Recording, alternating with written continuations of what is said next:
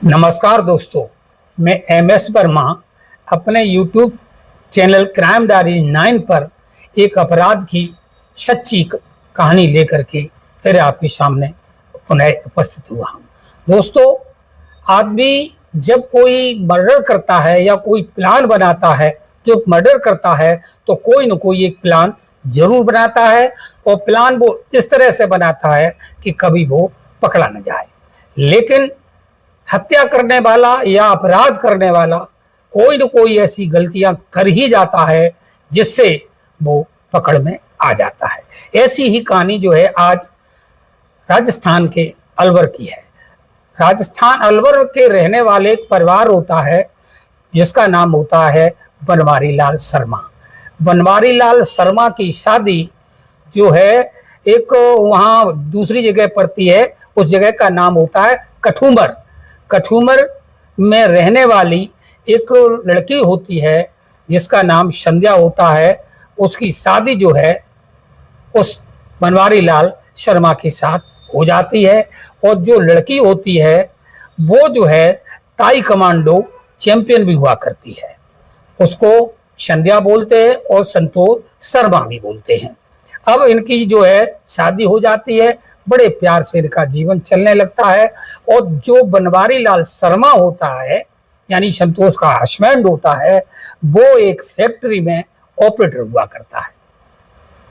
लेकिन ताई commando champion जो कोच थी संतोष शर्मा, वो एक बहुत ही फिजिकल जिंदगी जीने वाली, यानी वो सुख सुविधाओं की भोगी थी और वो जब अच्छी औरतों को कपड़े से देखती थी, अच्छे औरतों को जेवर से देखती थी, गाड़ियों से देखती थी, तो उसके मन में एक इच्छा जागृत होती है कि क्यों ना हम भी जो है ऐसी जिंदगी जिए।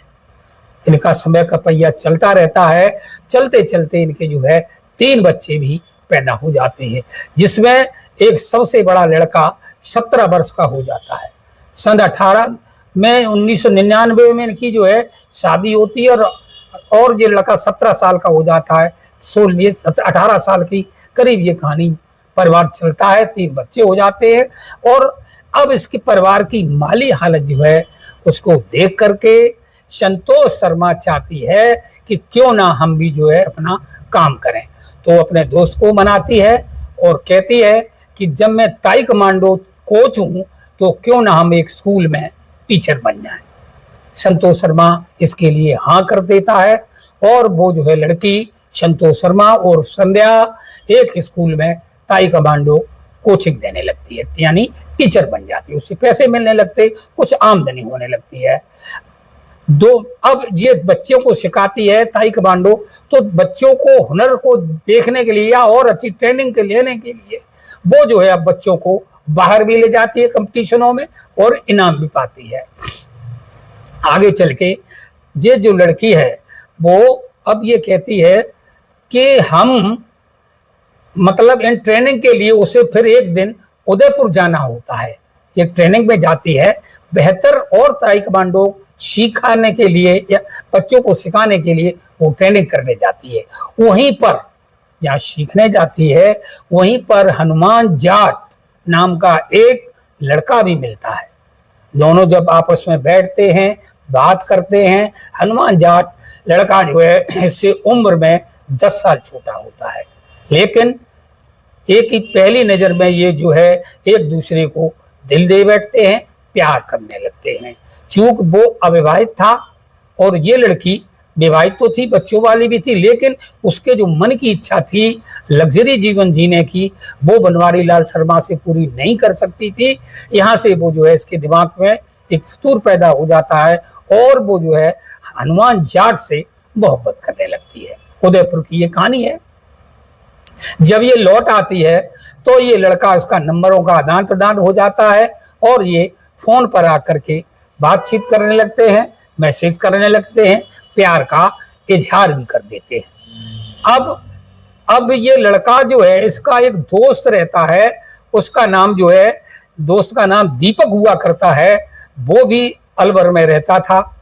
तो वो जो लड़का है हनुमान जाट अपने दोस्त के पास आता है और फोन करके जो है उसको महिला टीचर को जो है उसके कमरे पे बुलाता है। कमरे पे बुलाने के बाद कई तरह से ये बैठते हैं, बातें करते हैं, और बातें करने के बाद जो है ये फिजिकल रिश्ते भी बना लेते हो उसी के कमरे पर। अब ये सिलसिला चालू हो जाता है मिलने का, मिलाने का, बात पर करने का।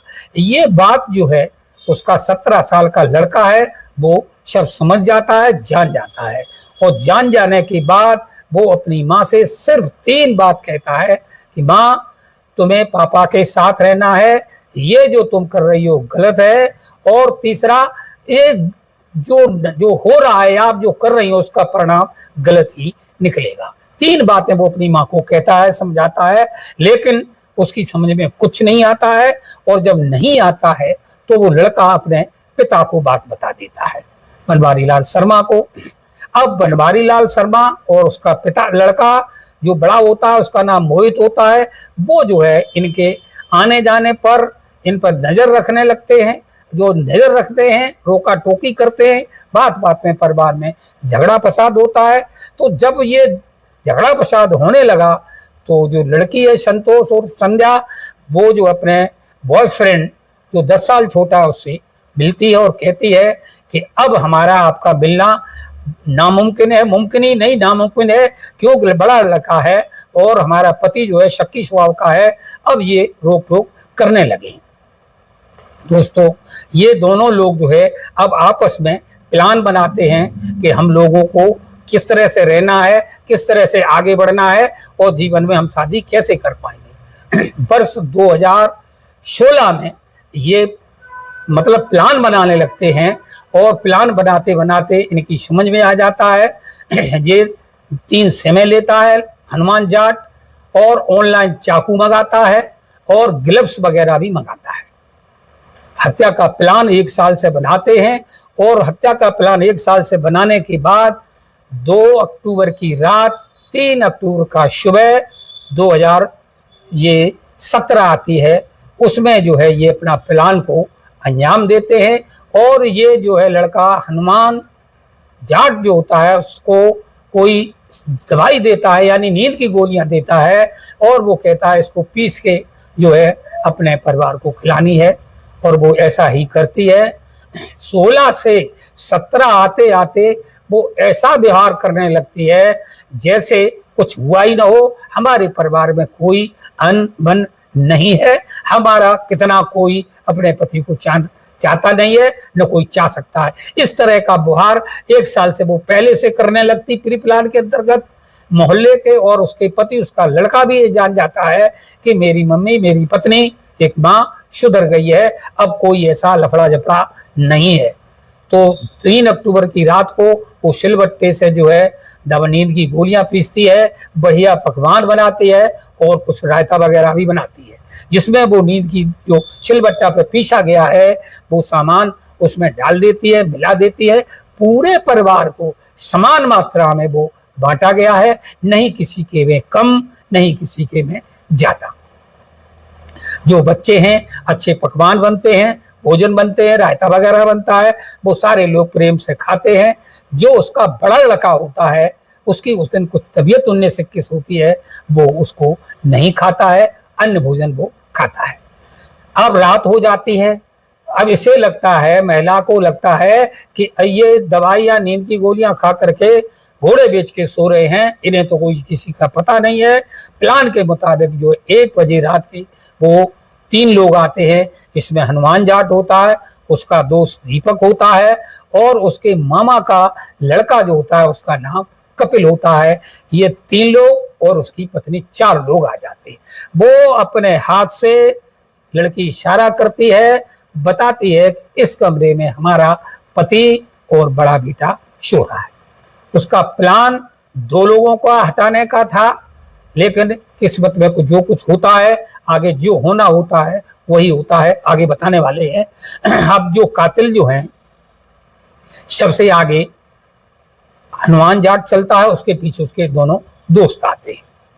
तो अब ये लड़की है वो खड़े होकर के अपना बाल संवार रही है और देख रही है कि अब मेरे पति के साथ, बच्चों के साथ क्या होने वाला है, और उसके चेहरे पर जरा भी कोई पश्चाताप का, डर का, पश्चाताप का कोई भाव नहीं होता है, गिलानी नहीं होती है, कोई शिकवा शिकायत नहीं होती है। जो लोग आते हैं और आते ही सबसे पहले बनवारी लाल का गला काटते हैं, जैसे पशु काटा जाता है वो चाकू था, तो उसका गला काट देते हैं। जब उसके फव्वारे की लौ निकलती है, जो पास में बेटा सो रहा है उसके ऊपर जब गरम गरम खून निकल गिरता है तो बच्चे की आंख खुल जाती है, क्योंकि उसने कोई नींद वाला सामान खाया, भोजन खाया ही नहीं था। तो जब वो जगता है, आंखें जैसे ही उसकी आंखें खोलते हैं तो उसके जो अन्य दोस्त थे वो भी रेडी थे।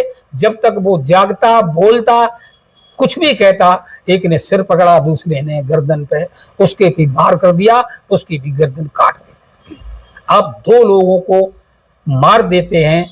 अब लोग इतना केस करने के बाद ये सोचते हैं कि अब मुझे जाना चाहिए। ये लोग जो हैं चलते हैं, आगे बढ़ते हैं, तो 3 उनके जो, उसमें एक भतीजा भी होता है और इनके 3 बच्चे भी होते हैं। तो जो उसके जो भाग रहे हैं उसका पैर उन बच्चों पर पड़ जाता है। जब बच्चों पर पैर पड़ जाता है तो बच्चा रोने के बाद, जागने के बाद उठ के बैठ जाता है। अब जी असमंजस में से पड़ जाते हैं कि अब क्या करें। दोस्तों, वे तनिक भी देर नहीं लगाते हैं। प्लान 2 लोगों का मारने का था, लेकिन वो देर नहीं करते हैं, उन 3 बच्चों का भी जो है गर्दन काट देते हैं। रात काम करने के बाद ये चले जाते हैं। अब उनका जो है, जो महिला है वो अपना जो साफ कर जानी, झाड़ू पोछा कुछ करती है, सबूत मिटाने की कोशिश करती है। पूरी रात 6 घंटे वो लाशों के बीच में रहती है, जागती है, सो नहीं पाती है। अब प्लान के मुताबिक वो सवेरा होने का इंतजार करती है और जैसे सुबह की पहली किरण निकलती है तो दोस्तों ये निकल के बाहर आती है, अपना भार बखेर लेती है और वो ड्रामा करती है जो रात को उसने आंसू बचा के रखे थे, वो आंसू अब वो बहाती है। और वो जानती थी मुझे कई घंटे रोना है, वो आंसू बचा के रखे थे, वो अब रोना धोना चिल्लाना शुरू कर देती है। तब तक उन बच्चों का जो खून था वो बह करके, फर्श से बह करके दरवाजे के बाहर तक आने लगता है। अब वो बताती है मोहल्ला वालों को, रात में कोई आया और रात में आने के बाद मेरे परिवार की हत्या करके चला गया। इसी बीच कुछ लोग जो हैं पुलिस को सूचना कर देते हैं। पुलिस भी फॉरेंसिक टीम के साथ तमाम जो उनकी जांच की कैटेगरी होती है, जो भी उनके संबंध साधन होते हैं, उन साधनों के साथ वो आ जाती है। फॉरेंसिक टीम भी आती है और नमूना जो लिए जाते हैं वो भी आते हैं। तो दीवार के ये और सिलबट्टा के ये नमूना लिए जाते हैं। अब सबसे पहला सवाल ये है कि आखिर ये घटना घटी कैसे है। तो मोहल्ला वालों को पूछा जाता, मोहल्ले वाले इस लड़की की बताई हुई बात को बता देते हैं। अब एक बात सब लोगों की नजर में नहीं आ रही है बार बार कि हत्यारे ने इनकी पत्नी को छोड़ करके इनकी हत्या क्यों कर दी और ये बची तो बची कैसे। तब इस लड़की को पूछा जाता है तो वो कहती है मैंने तो जो अपना अंदर से कुंडी बंद कर ली थी और मैं चुप रही, तो चिल्लाई क्यों नहीं। सबसे लास्ट बात यह है कि चिल्लाई क्यों नहीं, तो वो होती है कि मेरी घिग्गी बन गई थी, मेरी आवाज ही निकलना बंद हो गई थी।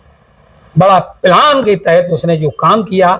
अब पुलिस आती है, पुलिस 4-5 लोगों की डेड बॉडी को सील करती है, पंचनामा भरती है और सबसे पहले जो है पोस्टमार्टम के लिए लाश को भेज देती है।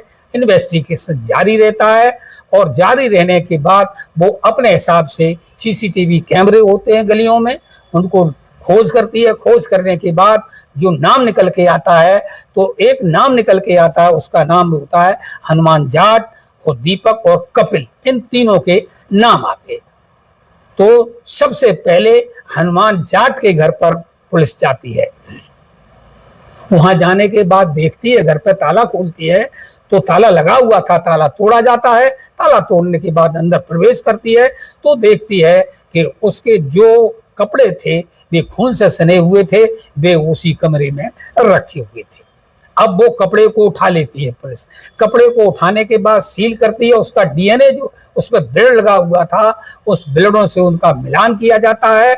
और ये चीज अभी उस पत्नी को नहीं बताई गई है। पुलिस अपना स्तर से काम कर रही है, छुपा के काम कर रही है, उसका डीएनए मैच कर जाता है। आगे की कहानी, अब उनको पकड़ लिया जाता है। पकड़ने के बाद उनको तीनों लोगों को जो है, यानी 3 लोग हैं, 2 दोस्त और हनुमान, उनको लॉकअप में डाल दिया जाता है।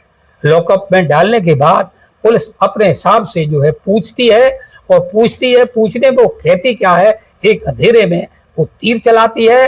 तीर उसने ये चलाया, देखो अब हम ये कहानी आपके मुंह से सुनना चाहते हैं।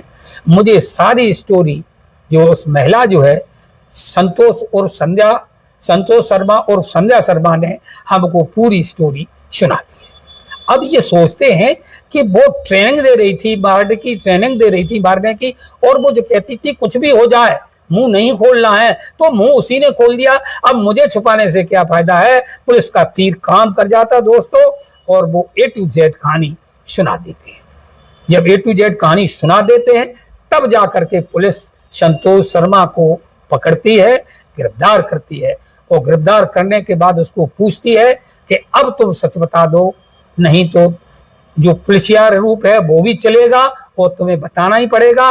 सारी स्टोरी इन्होंने बता दी है। उसको थाने में लाया जाता है। जब आमना सामना किया जाता है तो संध्या टूट जाती है, और टूटने के बाद वो पूरी स्टोरी सुना देती है, बता देती है।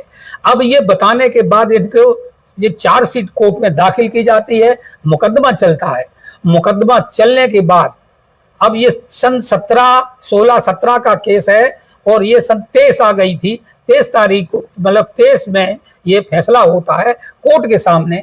वो जो है वो लड़की कहती है कि नहीं साहब ये सब झूठ है, पुलिस ने हमको मार के पीट के ये हमसे कबूलनामा कराया है, बयान लिए हैं, लेकिन मैंने कोई मर्डर नहीं किया है। ये जो है वकीलों ने उसे समझा दिया होगा शायद। लेकिन जब अब पुलिस के जब वो अपना बयान रख देती है कि नहीं किया है, तो पुलिस ऐसे सबूत पेश करती है जो डीएनए टेस्ट है और फोन की कॉल रिकॉर्डिंग है। हालांकि उसने सिम का प्रयोग किया था, लेकिन पिछली जो कॉल रिकॉर्डिंग थी उसी आधार पर जो है जाट के पास पहुंचा गया था, हनुमान के पास, और हंस ने अपना कबूल कर लिया था। उनके दोस्तों ने भी वहां कोर्ट में कबूल करा दिया।